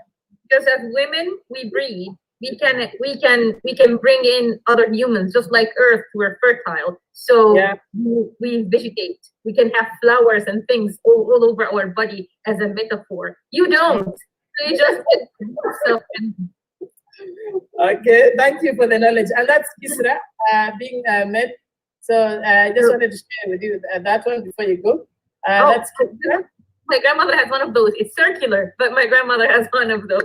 Yeah, and then this is now the gurasa and weka, the dried okra. No, this is the dried layu. I don't know how to call it. And then it's covered. The bottom is the chabaga and the kuta. So basically, just like that. And this is the beauty that you're asking about, the simple. Yeah, this is it. Yeah, that's it. I have a picture of my foot that's similar to this. And you do symmetry, so they do the same, because now we have this kind of new trend that they don't do the same. They don't do the same thing on both hands or both legs. Let me give you a recipe before I leave and feed my child. So let me give you a food related recipe. Do you use molasses with your cabbage, with your gurasa? Molasses? No. So here's a nice recipe for you. Okay, they make all the gurasa and they use them for the weka. You get, we call it cabbage as bread, because gurasa is, I think, an Arabic word. But the have a piece of bread very hot out of the the surface. Cover it in butter. Just let the butter melt and pour molasses into it, and let the bread just soak and absorb all the molasses and eat it. Well, just giving you a parting gift before I go, because they are already made. Your daughter? What? I have to go feed my bird. Is that what you're about to feed her? No, it's not pasta. I'm sorry for that. It's gonna be some I send the invitation and Inti to come and do this dish live in Africa Week 2020 next week. Want me to make? It's actually it's not a dish per se. It's like a dessert, and it relies on the operation of the gurasa. It's like everybody's making food for them, and what my grandmother used to do is to leave me the last one super hot and add butter and have it so greasy, and then add molasses when it's super hot, so that the bread itself would be soaked in molasses. So Minna, before you go, we used to also do that, but not with molasses. We do like butter and sugar. You like put a lot of butter too, and then you just sprinkle sugar on top of it. Or we do butter and honey, or we do yogurt and honey. There are so many different versions. But yeah, you always have to save the last gurasa for dessert, always. The last one for dessert. Wow. Changing Nubian recipes here before I go. Brian, thank you so much, Minna. Thank you for that recipe and for your contribution. It is not a goodbye. It is not a farewell. Feed your daughter, come back. We're still here for another solid 5 hours, and we have the closing ceremony as well. And as we said, NubiaFest is just the beginning. We have much, much, much more building to do and much more coming together to do. And you being the architect are quite central to that. Well, here's the thing. The aim is that everybody is an architect. All Nubians knew at least one skill of building. That's why it was the role of the architect was separated among everybody. And Mustafa is shaking his head. I think it's the same there. Everybody knows to do something. Knows how to stack bricks. Knows how to build a vault. Knows how to thatch. So everybody needs to learn some building skill, I guess. So see you guys again. Bye. We have Siama saying, I wish I could join, but unfortunately she's still held up. We will take your contributions by text, Siama, and look forward to you joining us at a later stage when your time allows, so we can discuss this whole Nubian ambassador thing. I'm very serious about this. Now you have the seed planted. Ishan Ali saying, I'm a proud Nubian. Mashallah, wow, Hina, Gurasa, Bamia. I have not seen Kisra and Layu. Layu was the other one you were talking about, Mustafa? Do you know what it's made? Like, what is the main ingredient? You're muted. You're muted. I want to laugh because this is karma for all the laughter you did. There's a leaf that's called, in Kiswahili, I know it's called mrenda, but I don't know the name. You have to dry it so that you can cook it. But I'm sure Siama could be knowing the name, or Latasaba, they could share the name of the leaves. No, for us, we're used to things ready on the plate. I think it's called jutmelo or something like that. Siama, if you know the name, please put it in the comments for us so we can share it. Here we also have, again, the continuity of the last piece of gorrasa for dessert. So it is the same in Egypt, Sudan, and Kenya. Father Rashid, if you're still with us, let us know if it's the same in Uganda as well. It would be very interesting to do. Nanda, do you make gorrasa at home? I don't. My mom makes it though. Oh my God, guys. Like, I need to do better. Hey, now, you should have seen me. I tried my first making the, was it good? No, it was the other one. Kisra? La.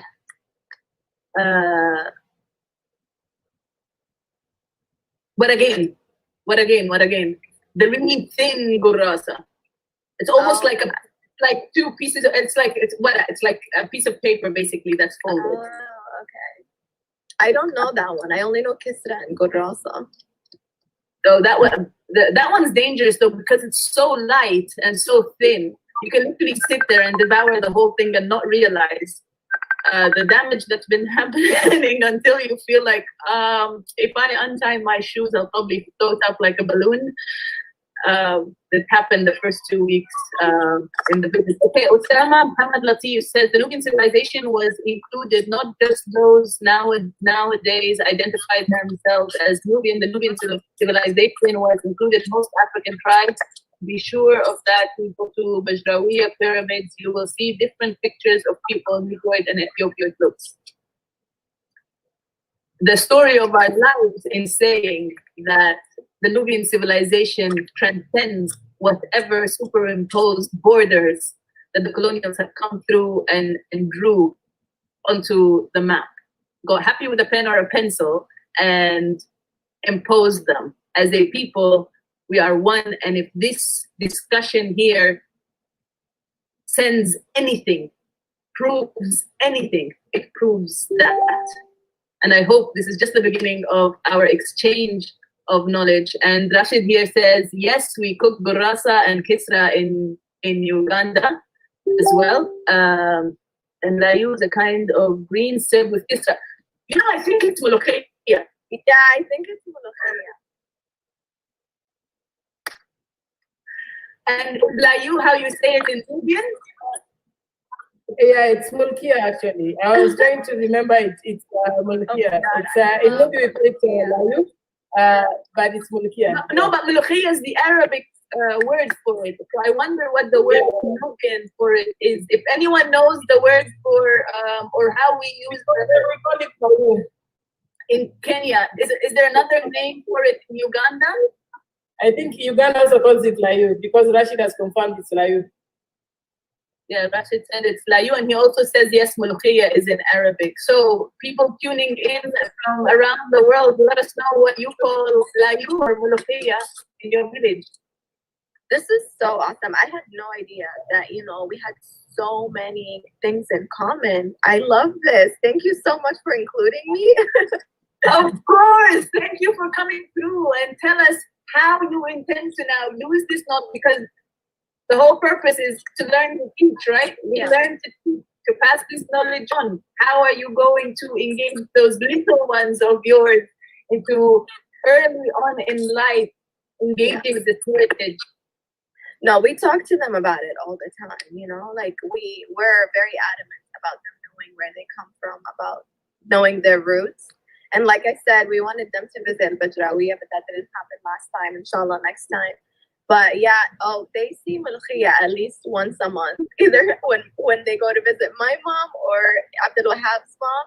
And so sometimes they try it, sometimes they don't, but they definitely will continue to keep seeing these foods throughout their lives. Yeah. Well, I'm very glad. Now we have Osama asking, do you know Tarkeen or Tarkeen and Muluha? Oh my God, I just had Muluha last month. Yes. Where? My sister's house. I don't know how she got her hands on it, but she made Muluha. Wow. Mustafa, do you know what Tarkeen or Muluha are? It doesn't smell very nice. That's And something he's that being nice by saying it doesn't smell very nice because it smells horrendous. it smells really bad. I remember growing up when my mom would make it, like we would have to leave the house.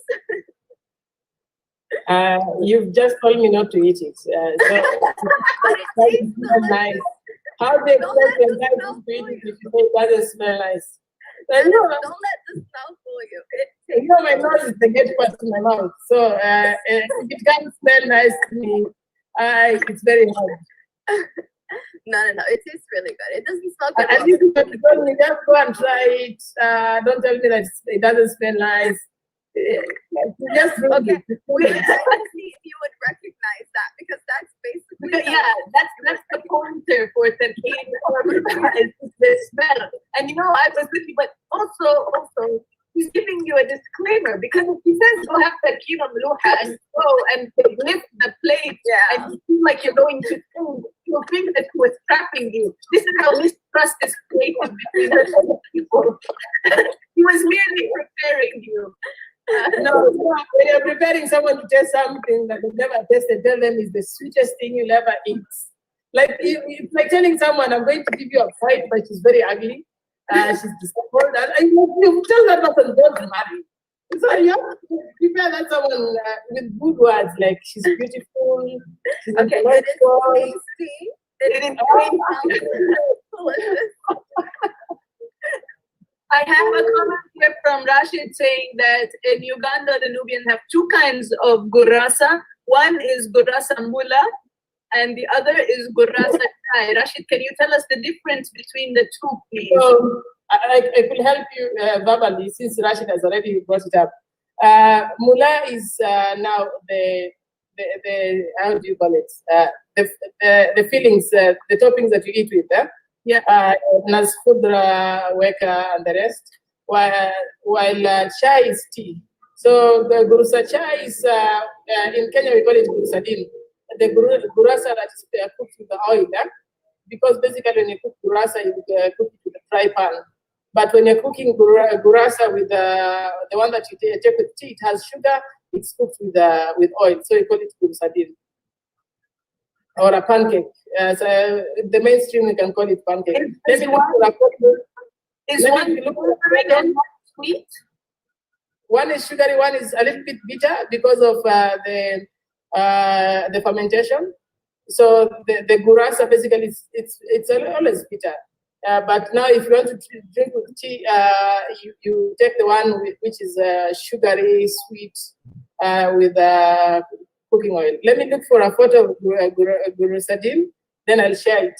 Yes, please. And in the meantime, since you said fermentation, I should tell you that that's what Tarkeen is. It is fermented fish.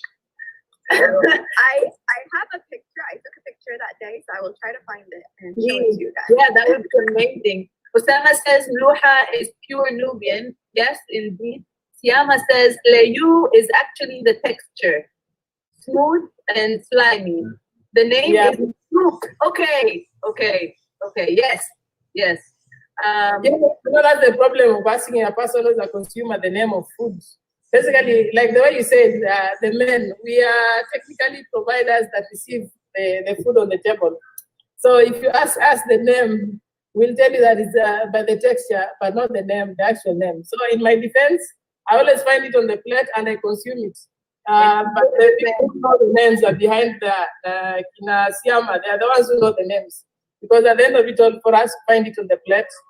So Yeah. And for those tuning in, no, Mustafa's not saying the place of the woman is the kitchen. He's just No. saying we run everything. Everything. That's the point. We talked about the economy. We talked about everything. So basically, for us, okay, we agree that we're going to do a paper about the role of the man in the Nubian people. So we need to collaborate for that paper. The myth that is the role of the man.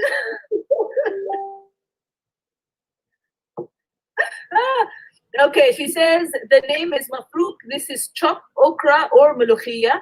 It can either be dried or cooked raw. The end result is a lovely, tasty paste, which is eaten with burrasa, kisra, or asida. Oh, you have asida as well. God, Yes. wow. Is your mind blown, Nada? Because mine is. Yes, yes. We have a cinder, but we call it luguma in Kenya. We call it So- lukma too. We call it lukma too. Certain people call it, some people call it lukma, some people call it asida, but yeah, it's the same thing. Yeah. Wow, this is crazy. Dima, I sent you the picture of the muluha Where did you send it? on the messenger because I don't know if I'll be able to share my screen because I'm using the phone. Messenger, as a Facebook. Facebook. Okay, I'll check it out. Rashid says, aside, we call it luguma. Asida is saying asida, we call it luguma. Asida is calling. This is why sleep is important. Because that A totally 1000% came through as an E on my side. Oh wow! Oh, Nadair, that's evil.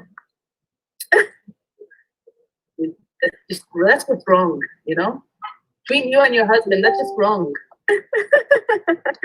I will make sure next time they make some to invite you over. Abdul Wahab didn't even come. He does not eat it. He's not a fan.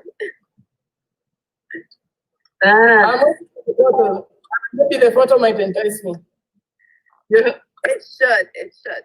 It will look familiar to you, Mustafa. Okay, let me see it. And you eat it with onions and you know shatta, which is like hot sauce. I think I've eaten it in Khartoum. Probably. Yeah, I didn't tell you what it was. That's all. they just brought it and I ate it. That's the beauty of bringing food. You never know what you're eating, but once the likes of Naga start telling you, it's like, it smells bad. Oh, I'm sorry. I will never start the conversation with that again. This is what sisters do. Is it like preparing you? Can you imagine if I'm telling you, if someone hadn't told me and they just lifted the thing and I smell that would be a completely different conversation. Or if you just walk into the house while they're making it, you will leave. You will walk right back out.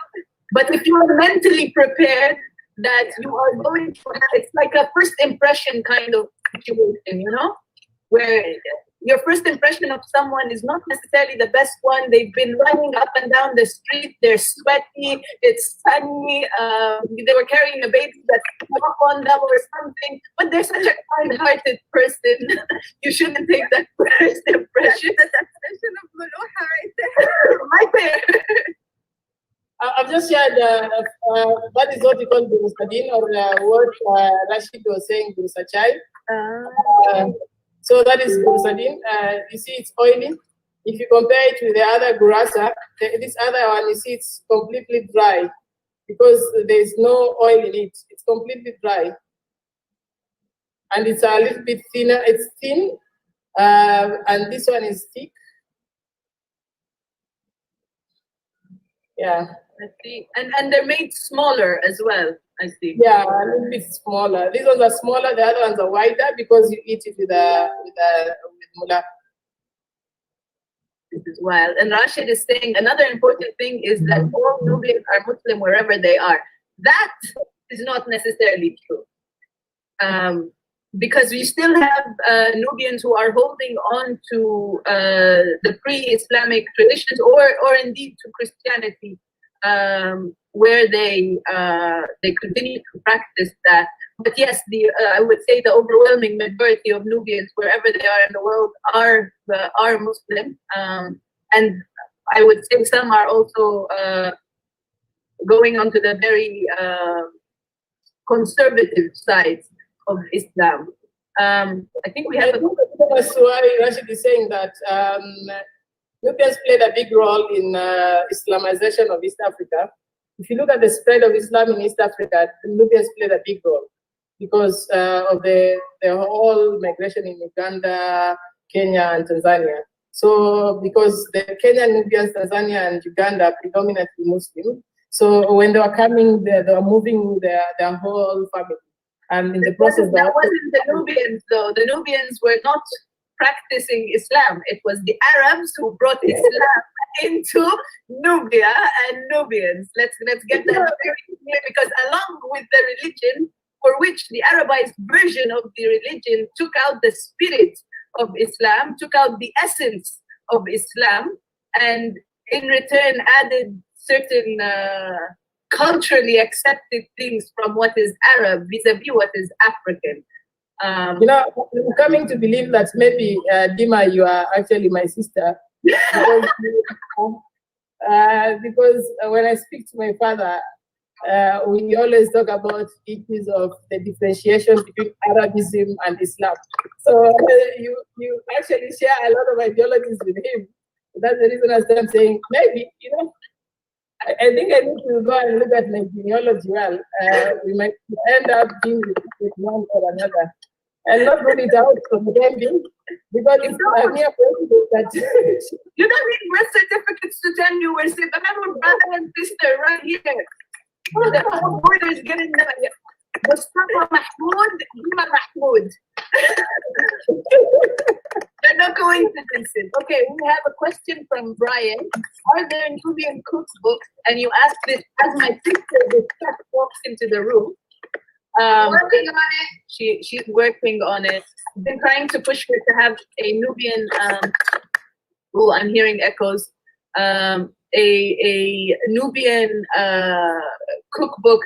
But for the meantime, we were actually really hoping, and it was one of the things we called for, to have some live Nubian cooking classes as part of NubiaFest.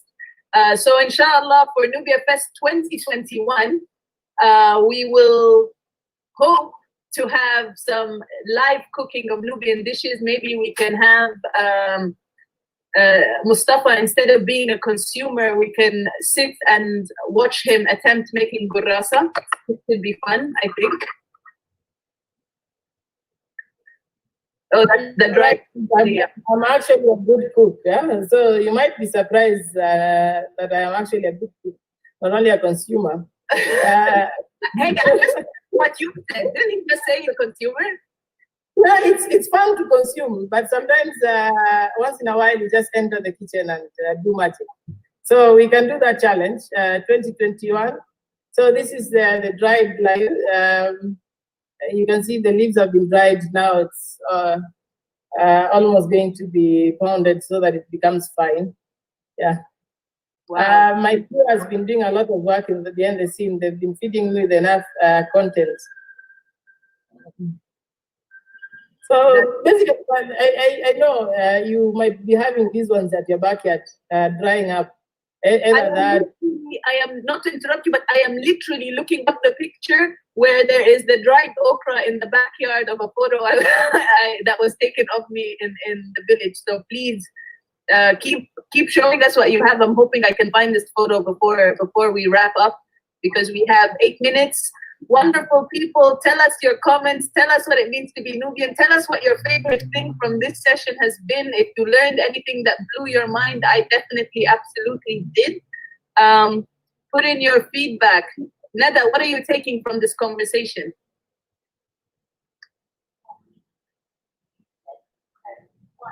Oh, sorry, I was muted again. It was just my turn.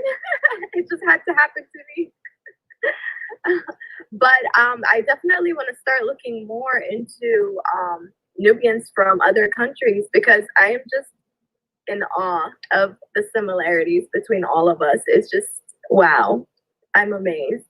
But yeah, inshallah, like I definitely want to take a trip with the kids. We told them we would explore Africa, and I think now I know we need to definitely make a trip to Kenya and Uganda, because we have so many similarities for sure. Yes, we've already done Egypt and Sudan. Now we need to move on to other countries, inshallah. Yes, yes. And maybe you'd be so lucky as to have Mustafa cook for you, and we can see what this magic he speaks of is. I know. Yeah. Or you could be lucky that Siama can cook for you. I've just shared with you a link from Siama's documentary on how to cook Nubian food. It's on YouTube. So I've shared the link in the chat so that you can share it widely. And I just want to acknowledge Lata Sabah's comment about having my sister include Nubians in Kenya in her cookbook. Absolutely. Let us know the recipe, and maybe this can be a collaboration. If you have a Nubian Kenyan chef in your network, they can maybe start working on this together. I will put the documentary here, the video. This is a video on cooking Nubian food. There are actually two that I've shared. On cooking Nubian food, I've shared two. I will share the other one now. I am just dropping them into the chat. Nada, I hope you're saving these because I'm definitely going to be trying them.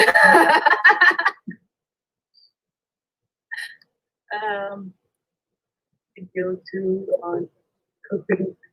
You know what? As my heart it aches that I am missing the Nubian proverb panel that is happening right now with Ammo Ilyas Khalil and Marcus Jaeger. By the way, my first introduction to Marcus was him giving a presentation at my university in Exeter about Nubian proverbs and how they have impacted other proverbs in other languages around the world. So he started by saying some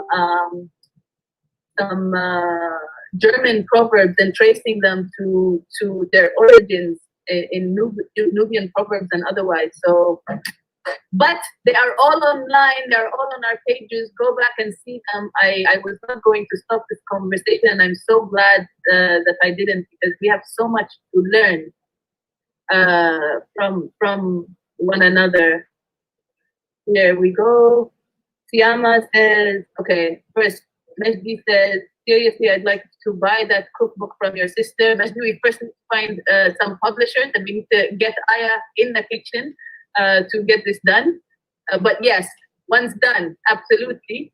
Siama says, alhamdulillah, I'm very proud to be Nubian. Me too. Brian says, thank you all so very much. I must go now, but I will be back. I am an Egyptology at the University of Chicago, and this series has been so very enlightening and wonderful. As-salama, Brian, thank you so much for tuning in and joining us in this conversation and throughout NubiaFEST2020. Meki says, inshallah. Bunyan al-Jadid says, can we hear some Nubian dialect from Dima, Rotana? Okay, first of all, it's not Rotana. Rotana is how they call the language to demean and belittle it and make it seem like gibberish. Rotana is the Arabic version of the word gibberish to say that this is a language that means nothing, or it is a language that has no roots, or worse, that it is a dialect. It is not a dialect, it is a language. And unfortunately, I don't speak this language because where I am from in Sudan and where I grew up in Egypt, both governments ban me from learning this language because it is not allowed to be taught in schools. Mustafa, is this something that is the case in Kenya as well, or can you learn the Nubian language in schools in Kenya? Unfortunately, we are minority in Kenya. Our population is we're a minority everywhere, my friend. Issues of land, issues of recognition, issues of minority.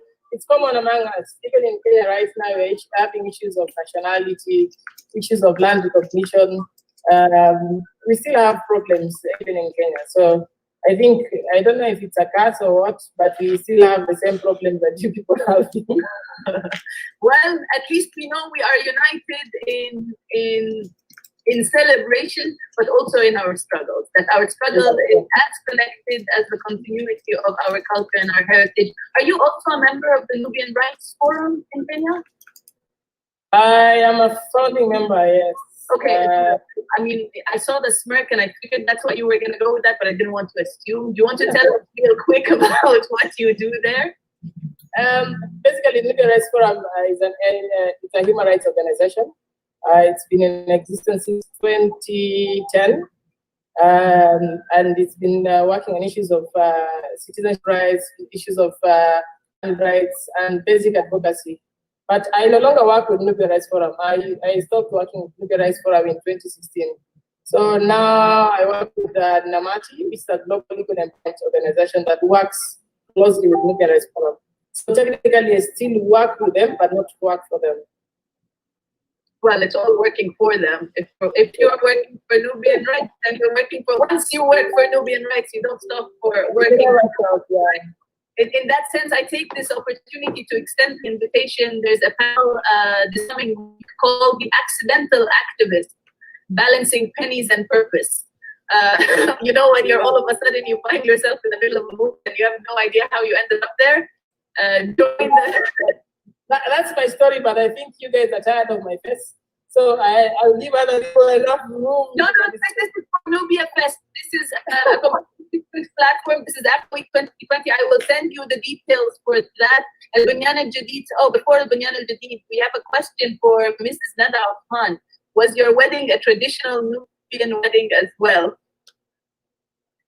It was a traditional Sudanese wedding. But we did do the milk. I don't know if the milk exchange is Sudanese or Nubian. It's just, you know, everything gets all mixed up. Like I said, I did not really grow up, you know, with very strong Nubian ties. I wasn't familiar with the Nubian culture at all. I didn't go to visit until I was 9 years old, and then I went again when I was 11, and that was it, you know. But my wedding was definitely a traditional Sudanese wedding. I was actually shocked that you guys wear the white toque because we do gold and red. So I'm guessing that's not Nubian. I'm guessing the white is the Nubian. I need to look into that too. I definitely have a lot of work to do. There's variance because in Uganda, there I said, in Uganda they use what Rashid called, what was it that you called it? Balama? Huh? Did you call it Balama? Yeah, I think I can't get what he said, but basically, yeah, they use the white cloth in Uganda. For us, we have a variance. Sometimes people go for colorful colors, others go for green, red, whichever color that the bride chooses. But there's no like the designated color completely, but it's common to use white, but it's not like completely compulsory to use the white color. Thank you. And then we have Al-Bunyan al-Jadid saying Rotana, and then saying, sorry, I had no idea. You know, a lot of us don't know. And this is the story of why we're doing what we're doing. This is at the heart of why we're doing what we're doing, because as Nubians, wherever we are in the world, we have been robbed of the collective knowledge of who we are as a people. And this is our collective effort to research, to rediscover, and to reclaim our heritage, our history, and our moving forward. So don't be sorry that you're asking. I'm glad that you now know. Please share this information with someone else and have them share it with someone else, because this is how we bring the language back to life. And I think Mazen has more of an authority to speak on that, since he is my personal walking dictionary and translator and corrector of language and the preserver of this language from this generation. He really gives me so much hope and so much to be proud of from the work he's doing with Ammo Ilyas, with preserving the proverbs, the languages, and so on. Majdi, we have a comment to you, Mustafa. Mr. Mustafa, we got a link up, brother. This is his name if you want to write it and connect with one another on Facebook. I'm loving these connections. I don't know about you all, but I am completely loving these connections, and I'm hoping that once, even after NubiaFest, we are able to at least maybe once a month or once every 2 or just get on a conversation and have these discussions and just see what's going on as far as challenges. Now that we know our struggle is absolutely one, what are we doing to move forward with it? Then we have Al-Bunyan al-Jadid saying, Dima, if you are married, was your wedding Nubian? I am not married, and my wedding will absolutely be Nubian. Yes. And there was a beginning of the I will definitely. That's not a proposal, and neutral venue because Uganda, in Egypt and Sudan have to attend that wedding. So you might be the uniting factor. So your wedding will be a very good instrumental event in the unity of the Nubian community. we have Nancy here with us. I've added him to the conversation. To say that yes, my wedding will be Nubian, as in it will have the Nubian heritage and the Nubian dimension honored in it. Though if I'm not married to a Nubian, just to answer Minna back, then it will honor that tradition as well, because Mazen said something in Africa we can't eat, and I think that's his quote for the t-shirts we are making. You can't be an African alone, and by extension, you definitely cannot be a Nubian alone. You are Nubian in communion with all around you. Mazen, do you have something to say about the language? Because we have Rashid here asking, back home, is the native Nubian language still existing? Sorry, I missed the conversation, and I don't know if you guys can hear my dad in the background on the other broadcast. He and Mr. Yeager are in a very vigorous conversation, exchanging proverbs in Andandi and in Nubian, Mahasi, Bedicha. But yeah, the language still exists back home. We actually just had a sort of not, I wouldn't say a disagreement, but sort of more like a research type of thing happened 2 nights ago on one of these lives where we were talking about Nuba Uni versus Nuba Unelli, and we were kind of discussing just the meaning of those words and how that fits. So the language, alhamdulillah, is still back home. It exists, but it's not, it's on the decline because people don't see value in it, unfortunately. They look at it as something that is just like, like, okay, we speak this language, but what use does it have?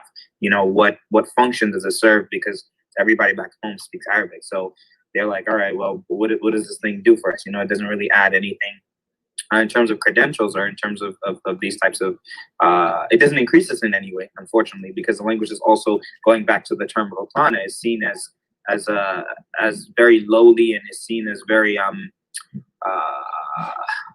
uncivilized, kind of like the image that exists of the language is very unsophisticated. That's the word that I'm looking for. Is very unsophisticated, which is unfortunate because the language is extremely rich, and a lot of things, a lot of proverbs that are actually, or a lot of sayings that are Sudanese actually come from Nubian when you translate it over.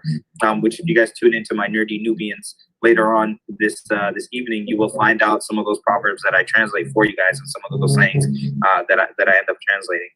But yeah, to answer the question in short, language still does exist and we still speak it. I am sorry to have to cut the story, but I am seeing that, sorry, I was under the impression that other link had a Zoom, and now I'm realizing it doesn't. So we actually have to end this broadcast and start this upcoming one. Mazen, if you can, I think you already have the link on StreamYard. If you can send it through on the NubiaFest email. If you are available later on after the closing ceremony, we probably will continue the conversation. We'll probably tune into Nerdy Nubians because there's a lot more facts that we can,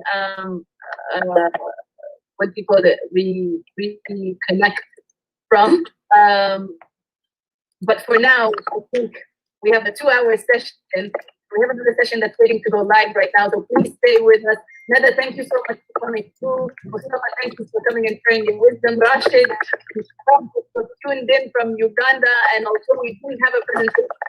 We look forward to having it next year, and perhaps even somewhere in the middle. Send us any information you have about Nubians in Uganda, so we educate ourselves in the meantime. Family, wherever we're tuned in from, thank you for staying with us as long as you have. And we welcome your feedback, your comments, your questions, and just you being here with us throughout this fest. Thank you so much. On that note, we say Afia Logo, and I will end this broadcast. Please refresh the page because the next broadcast is coming through, and it is about, let me pull the title for you. Where? No. You know what? It'll be a surprise. Refresh. We'll see you later. Afia Logo. Bye-bye.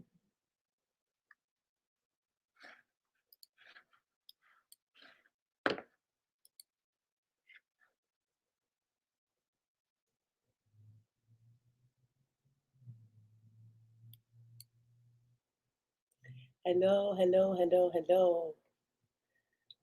Blessed rising. If you are midday on the continent, then hello and greetings and welcome. And thank you for those of you who tuned in. We have here, we say, it was so amazing how as Africans throughout the world, we don't have enough awareness of each other's struggles and connectivity. We still categorize each other's and misinterpret each other as different. This is so true. This is so true. This is so true. I'm so glad you found this as informative. As someone who was on the panel and someone who was part of this conversation, I can tell you, of course, it was very, very emotional. To be able to see this continuity, to be able to see that, yes, okay, you know, I have family in a country I've never been to. I've never been to Kenya, and I have family there. You know, as much as they are a minority, they are my family. They eat what I eat. They wear what I wear. They sing what I sing. They celebrate the way I celebrate. They mourn the way I mourn. They honor our ancestors the way I honor my ancestors, and it's we are one. And you know, since this panel, because this panel was part of NubiaFEST, and NubiaFEST and how NubiaFEST was organized was inspired by how I had envisioned Africa Week 2020, and how through the work and the collaboration and the co-creation between Alexandra and myself, we were able to take it from the embryonic, the vision that I had to this magnanimous platform that we now have, a family of over at least 2,000 people who come together at least once a month to discuss our commonality, to discuss our oneness, to work towards our unity, to work towards our coming together. I'm glad to have shared this here, to have replayed this here. There are other conversations. Now, in 15 minutes, there will be a panel discussion about bridging this generational gap. How can we root ourselves to something we are far away from? How can we root ourselves to be able to root our children, to be able to root the coming generations in our identity as Africans, as people of African ancestry, as one people? How do we bridge that gap? I invite you all to tune into that conversation. It again, like all our conversations at Africa Week 2020, it will be a chat under our virtual family tree. It is an open discussion. You are free to engage from the comment space, or if you would like to join us on the screen, we will send the link. We will share the link. In fact, we have a few minutes here that I will actually share the link here. If you would like to join me on, if anyone would like to join me on here and say a word or two about what your experience has been with finding a brother or a sister from your people, from your heritage, from your tribe, away from home. You know, when you are away from home and you're able to see this connection, to see your heritage and your identity alive in someone else? How does this connection start? How do you nurture it? How do we build on it? How do we use it as an element of strength as opposed to anything else? Because so far our similarities versus our differences has mostly been used as a means to divide us, as an infused conditioning to fear the other. So if you have any experience with this, if you have any knowledge of this, if you would like to share your opinion with this, please click on the link and join us, and we will take it from there. In the meantime, I will prepare a video here.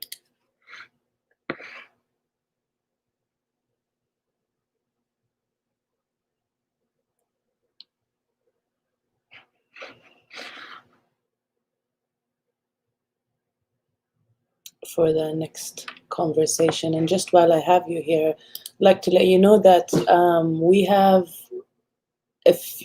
very exciting discussions coming out today.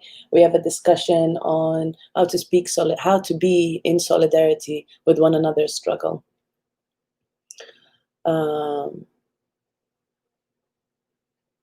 How to understand that in our oneness, in our struggle, we can't selectively be supportive of one thing and for that, in that same hand, like you can't say Black Lives Matter and be selective in which Black Lives Matter. You can't be out on the streets and say Black Lives Matter and then divide what this blackness of which you support the lives of is. You can't say Black atheists don't matter. You can't say Black trans don't matter. You can't say Black gays don't matter. You can't say, if Black Lives Matter, all Black Lives Matter. So look forward to the conversation of what this solidarity looks like. How can you be in solidarity with a global Black Lives movement that we are part of, whether you like it or not, whether we like to admit it or not, we are part of this global Black Lives movement.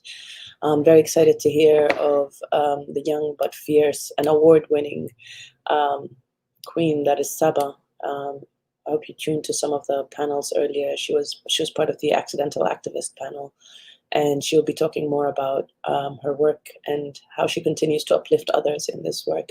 Then we have a discussion about what Pan-African research, what the Pan-African research landscape looks like, and why it's important for us to nurture Afrocentric science diplomacy. How can we fight that myth of the African brain drain being Africa's biggest challenge? And why it's a myth. We'll be getting into why that is a myth. Perhaps a challenge, but our biggest obstacle being a brain drain. On that note, I tell you, if you missed our hot air balloon with Black Love Stories taking off yesterday with BMT under the stewardship of Fusion, Elaine Fusion Clapham from Black Man Time Stories, BMT Stories. Please find that panel, find that session, watch it, share it, because that's just a glimpse of the excellence we have. That's just the beginning of the proof that we are so far away from brain drain being our biggest obstacle. It's not. Africa's brain is not leaking. Africa's brain is not draining. Africa's brain is thriving. And if you have any doubt, go back and watch our panels from May. If you have any doubt, stay here and watch the rest of this day, watch the rest of this week, but please sit and watch the rest of today. Watch the African brains as they talk about how we communicate science, how we communicate knowledge, how we pass knowledge, how we marry traditional and ancestral knowledge to this modern sciences that they are teaching in institutions. It's not to say one is, it's not to say that knowledge is, that knowledge we get from institutions and from schools is not important, but it is incomplete, and we must admit it to be incomplete. We must be comfortable in saying it is incomplete for as long as it does not teach our traditional and ancestral teachings. If it's not passing our traditional knowledge, then it is incomplete knowledge. And as long as it is incomplete, it cannot provide us with holistic growth, comprehensive advancement.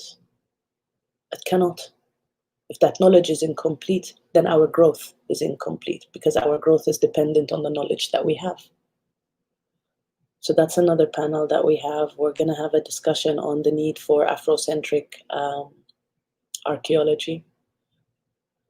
Tony Browders told me once, he was quoting someone who I don't remember the name of right now, escapes me. But he says, history is written by the victor, but archaeology tells the truth.